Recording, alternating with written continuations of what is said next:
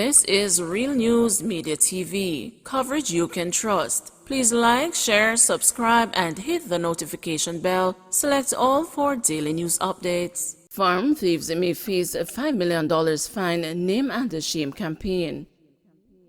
Agriculture Minister Pernell Charles Jr. has indicated that consideration is being given to increase the fines for predial larceny to upwards of $5 million as part of measures to combat the illicit practice that has plagued Jamaica's farmers for years. Charles made the announcement Wednesday during a media briefing after his sectorial debate presentation a day earlier.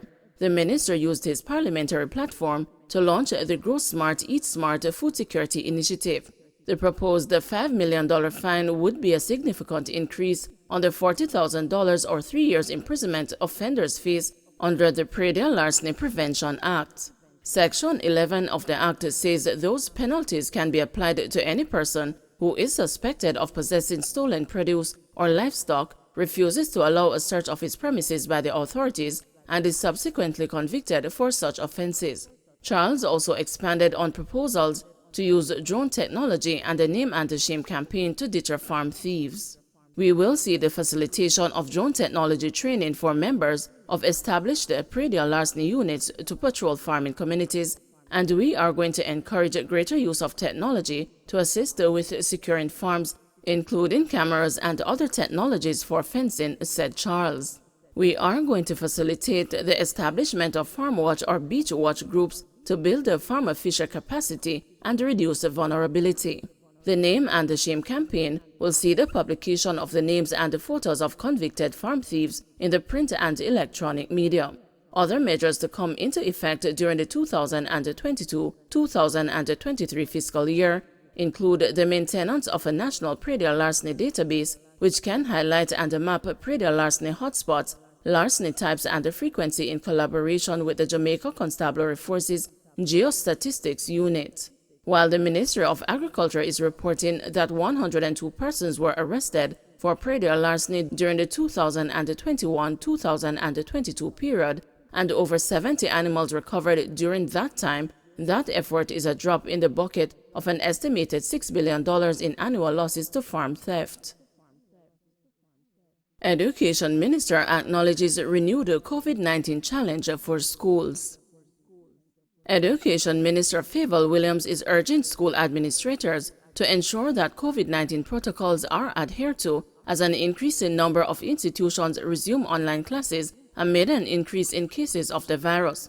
Mrs. Williams, addressing the issue on Tuesday, said students attending face-to-face classes should also be encouraged to continue mask wearing. She said members of the public should also be careful at this time in order to better protect school children who are more vulnerable. We are seeing some schools, some classes that have had to go into the virtual world. And so, that platform that we had still remains, so they're able to access it. We've seen schools as well, not many, but they've indicated to us that they've gone into the virtual world. We continue to encourage our school leaders to encourage the students to continue to wear their mask.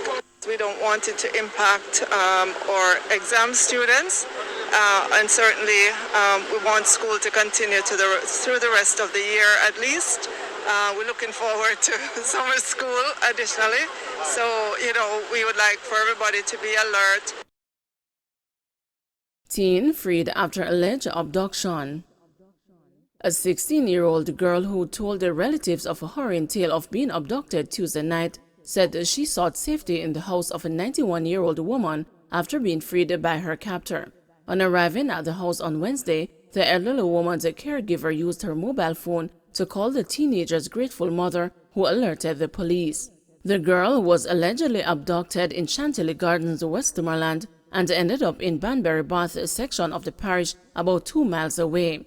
According to the girl's relatives, she was at home when a male pair called her outside.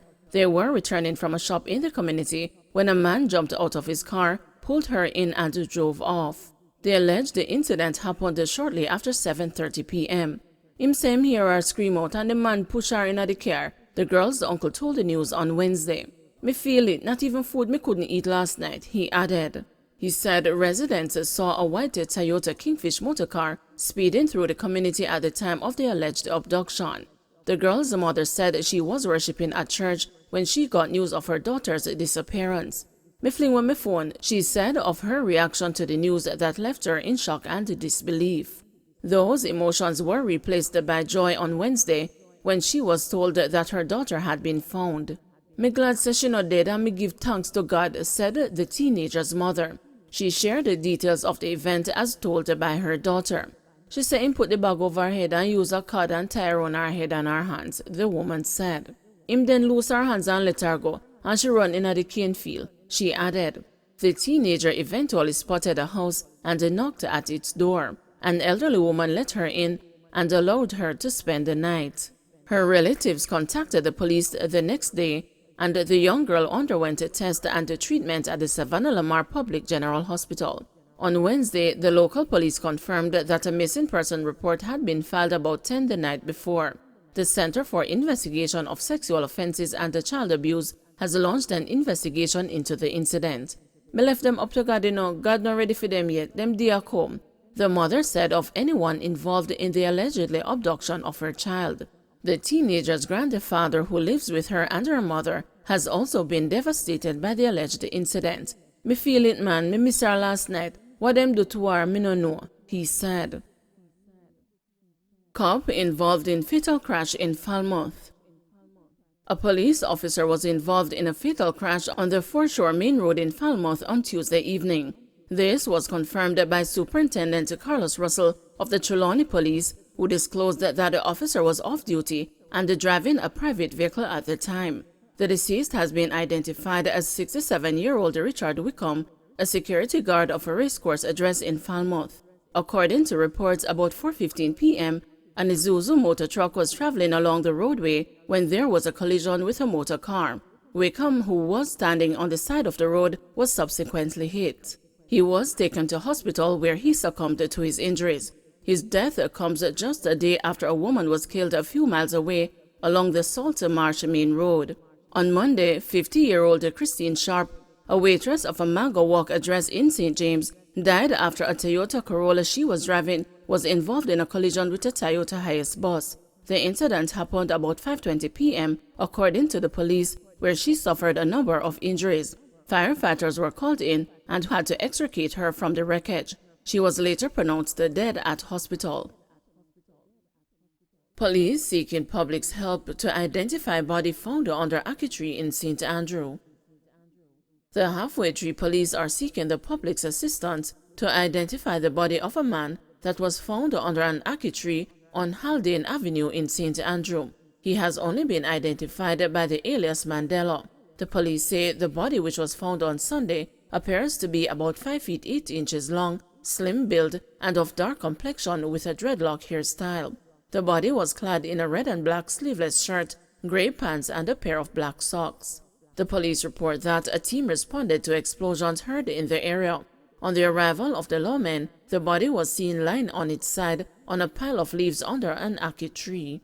The police are asking anyone with information that can assist in identifying the body to call the Halfway Tree police at 876-926-8184, Crime Stop at the 311-119 police emergency number, or the nearest police station. UK throws support behind Johnson Smith for Commonwealth post. The United Kingdom has expressed support for Foreign Affairs Minister Kamina Johnson-Smith's bid for the post of Commonwealth Secretary-General. The UK's position was outlined in a tweet from Prime Minister Boris Johnson on Thursday morning. Mr. Johnson said a month to go until the Commonwealth comes together in Rwanda, he was delighted to confirm the UK will support Mrs. Johnson-Smith's campaign to be the next Secretary-General. Mr. Johnson said Mrs. Johnson-Smith has the vast experience and the support to unite the Commonwealth nations and seize the opportunities ahead. Corporal Rohan James re-elected as chairman of Police Federation. Corporal Rohan James has been returned as chairman of the Central Executive Committee of the Jamaica Police Federation. James on Wednesday received the nod to lead the representational body for rank and file members of the Jamaica Constabulary Force at the end of an election exercise that was the culmination of the two-day joint central conferences of the Federation at the Ocean Spring Hotel in Falmouth, Trelawney. I am humbled by the fact that my peers have seen it fit to vest the confidence and the trust in my capabilities to carry out and conduct their business, he said. James said his immediate plans include the finalization of the issues surrounding the proposed public sector compensation review. He also said that he intends to complete several projects throughout the year, such as the completion of a digital-based system to accept, track, and manage welfare applications by members of the constabulary. Also elected to serve on the executive were Corporal Arlene McBean, who is sent to act as General Secretary, Detective Woman Sergeant Tamika Thomas, Sergeant Lloyd Duncan, and the Constables Coy Marriott and Nigel Murphy. Woman Inspectors Blanche Codner and Jacqueline Brown complete the 8-member board. Don't forget to like, share, subscribe, and hit the notification bell. Select all for daily news updates.